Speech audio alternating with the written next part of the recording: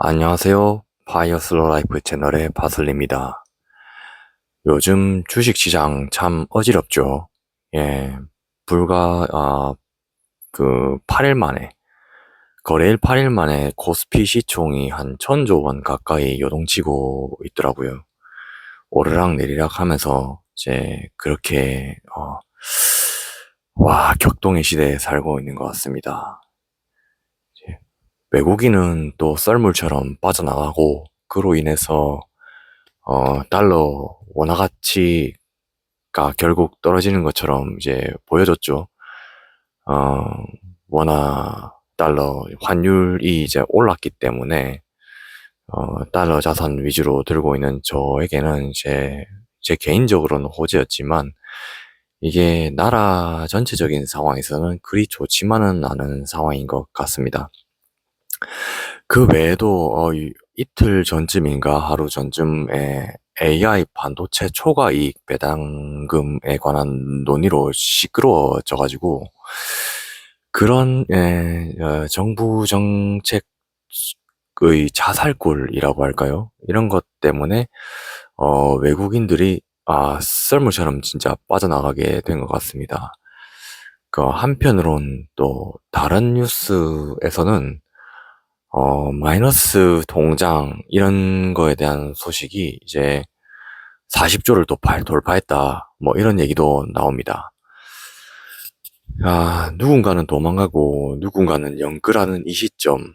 아, 제가 이제 매달 배당금으로 생활하는 파이어족이지만 이런 상황을 그렇게 이제 좋게만은 보고 있지 않습니다. 기회가 될 수 있겠지만요. 이런 제 생각을 오늘 공유해 드릴까 합니다. 우선 외국인이 나가는 이유를 한번 들여다보자면 그동안 외국인들이 코스피에 투자를 하며 시총이 많이 올랐고 불과 2천, 3천 거리던 게 지금 7천, 8천 이런 얘기를 하고 1만을 바라본다라는 말까지 나오고 있거든요. 이게 참 기형적인 상황이긴 한데 외국인들은 결국 분할 매수를 해놓은 상황이기 때문에 그들이 매도 버튼을 하는 건 단순히 한국이 싫어서 뿐만 아니라 글로벌 자금에서 안전자산 희귀 결국 이제 자기네들 수입 확정적인 성격이 좀 있을 거라 생각이 됩니다. 시가총이 오르락 내리락 하면서 어, 여러분들이 이제 간단하게 시장에 버블이 있냐 없냐를 판단하는 그런 지표가 하나 있는데 워렌 버핏이 좋아하는 지표 중 하나입니다. 이게 우리나라 국내 총생산 GDP 대비해서 시총이 얼마 정도인가를 비교해 보는 거거든요. 그래서 지금 우리나라 총 GDP가 2,500조 정도 되고 1년당 저희 시총이 지금 7, 8천조 되죠. 그래서 한 거의 250%, 260%에 육박했기 때문에 실제로 보면은 버블인 시장이 맞습니다. 예. 그리고 다른 나라와 비교했을 때도 어 지난번에 제가 말씀드린 것처럼 영국과 우리나라를 비교했을 때 영국의 시총을 우리나라가 앞섰거든요. 하지만 영국 GDP가 우리나라의 2배죠. 예. 그래서 우리나라 지금 상황이 어 주식시장 상황이 조금 기형적인 건 사실이다라는 거죠. 다른 한편으로는 또 이제 엊그제 터진 악재 AI 반도체 관련해서 초과 이익을 배당 분배하자라는 말을 이제 청와대 정책 쪽에 실에서 그런 얘기를 했죠.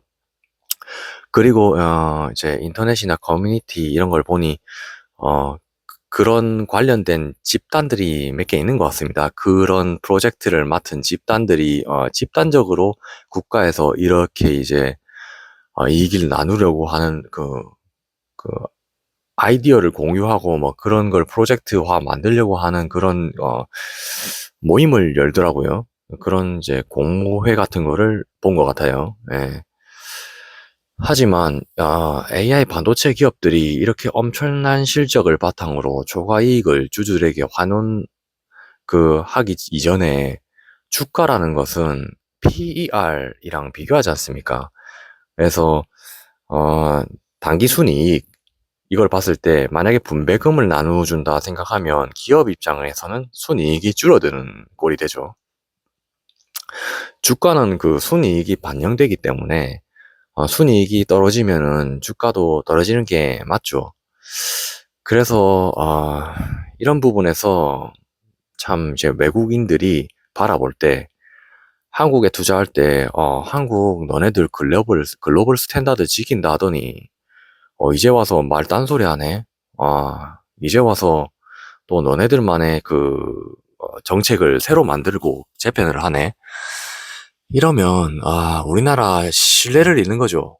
예, 외국 사람들이 기껏 돈을 넣어서 투자를 하고 있는 우리나라 그런 외국 자본들이 하나둘씩 기겁을 하면서 빠져나가고 그렇게 잃은 신뢰 그런 것들은 쉽게 회복되지 않습니다.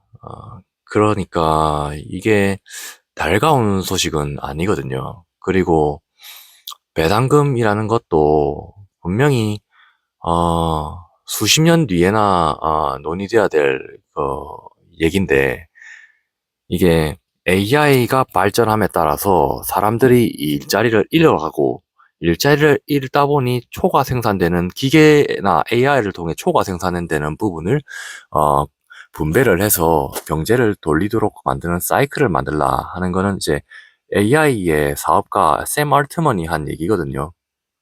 근데 그게 지금 당장 시행될 건 아니죠. 그걸 너무 시기상조 앞서서 얘기를 했고 지금 당장 시행한다는 얘기는 결국 사회주의, 공산주의 체제와 별 다를 게 없지 않습니까?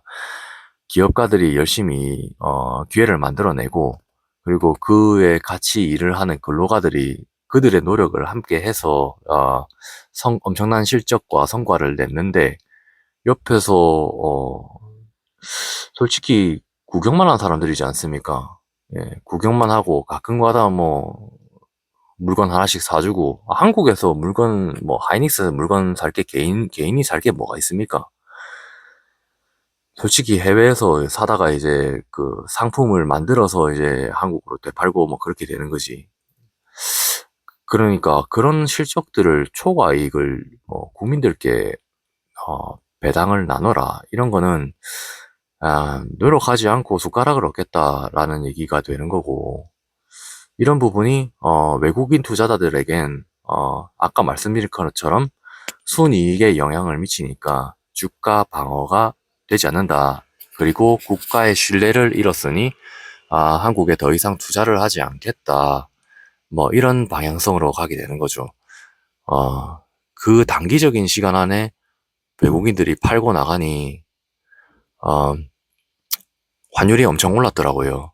기껏 국민연금 소모해가지고 이제 환율 방어를 해놨는데 개헌 빠그러지고 그리고 뭐 선거가 조금 앞이니까 아직 조금 관리는 하겠죠. 예.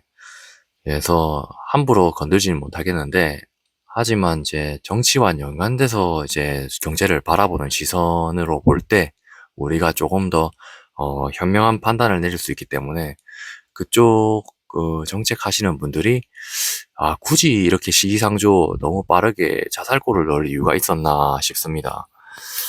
그 외에도 이제 저 같은 경우는 이제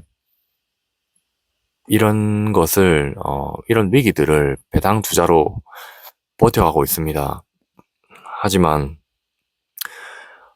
국가적으로 이런 위기가 다가온다는 게 참 이제 저희 가족들이랑 이제 단순히 돈만을 볼 게 아니죠. 제가 이제 파이어적으로 하고 있는 것도 돈을 벌자고 이제 벌을 것 같았으면 일을 계속 했어야 했는데, 그게 아니라 무형적인 가치, 그걸 지키기 위해서 이렇게 제가 원하는 걸 하고 있는 거고, 그 과정 속에 가족과 그 지인들, 그런 간의 인간관계, 무형적인 가치, 이런 것들을 지키기 위해서 국가가 위기 상황에 온다는 게 참, 마음이 안타깝습니다.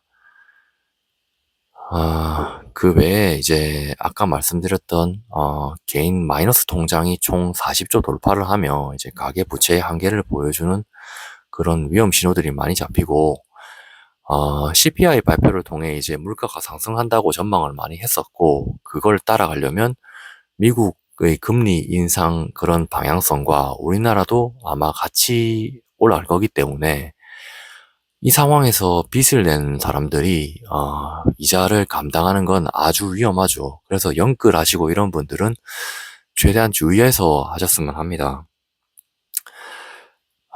참 시장이 흔들릴 때 가장 먼저 정신적으로 무너지는 분들이 현금 흐름이 막힌 상태에서 레버리지 투자하시는 분들입니다. 자기를 빚을 져서 아니면 연끌을 해서 아니면 진짜 레버리지 ETF나 이 레버리지 투자 상품을 통해서 그래서 이런 시기일수록 부채를 관리하고 현금 비중을 점검하고 뭐 다음에 어떻게 할지 뒤가 없는 전략을 선택하시진 않으셨으면 합니다. 시장이 무서울 때일수록 우리가 공부를 해야 됩니다. 빚내는 투자가 아니라 시간이 우리 편이 되는 투자를 하시길 바랍니다. 오늘 영상이 도움되셨다면 구독, 좋아요 부탁드리고 지금까지 시시장을 어떻게 보고 계시는지 댓글로 남겨주시면 감사하겠습니다.